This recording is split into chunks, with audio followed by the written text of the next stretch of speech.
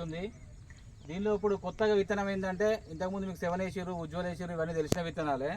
ఇప్పుడు ఈ కాలానికి అనుకూలంగా మీరు ఏ నీళ్ళైనా పెట్టండి, విత్తనం అనేది ఇట్లే ఉంటుంది.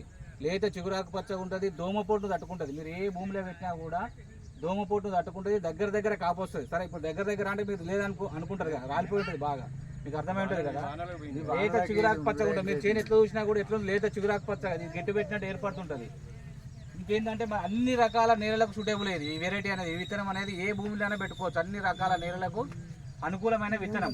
ఇంకొకటి ఏంటంటే ఈ బుగ్గ బరువు వచ్చేసి ఎంత వస్తుంది అంటే మనం దినకెళ్ళి తీసినటువంటి దినకెళ్ళి బుగ్గ వస్తుంది కదా పత్తి, ఈ పత్తి వచ్చేసి 8 గ్రాముల బరువు వస్తుంది. 7 నుంచి 8 గ్రాముల బరువు వస్తుంది. ఇంత బరువు వచ్చే విత్తనం దాదాపు లేదు ఎక్కడ కూడా. మన దగ్గర కబడ్డీ ఉంది, కబడ్డీకి అదే 8 గ్రాములు వస్తుంది.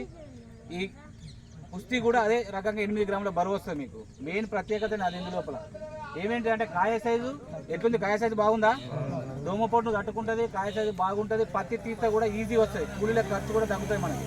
మీకు ఇంకా పగలలేదు, ఇంకా పగిలిన తర్వాత తెలుస్తుంది, రోడ్డు పని వెళ్ళినప్పుడు చూడొచ్చు. మెయిన్గా ఏంటంటే బరువు ఎక్కువ వస్తుంది, కూలీల ఖర్చు తగ్గుతుంది, మనకి దోమపోటు తట్టుకుంటుంది. Main character. మళ్ళీ పుచ్చలు అంటారు కదా, 5 పుచ్చల కాయలే ఎక్కువ వస్తాయి, అంటే 4 పుచ్చలు కూడా ఉంటాయి.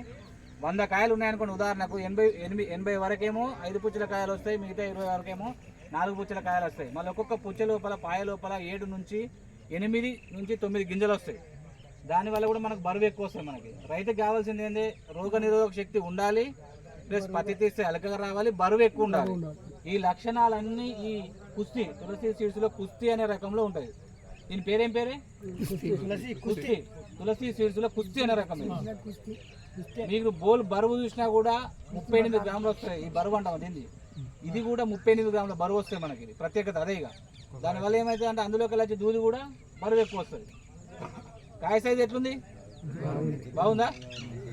ఇప్పుడు దోమపోటును కూడా తట్టుకుంటుంది, దోమ తాకిని కూడా. లేత చిగురాకు పచ్చకుండా ఆకెనక నువ్వు ఎక్కువ ఉండడం వల్ల దోమను కూడా తట్టుకుంటుంది. నీటికి కనిపిస్తుంది కదా ఇప్పుడైతే, తట్టుకుంటుంది బాగా.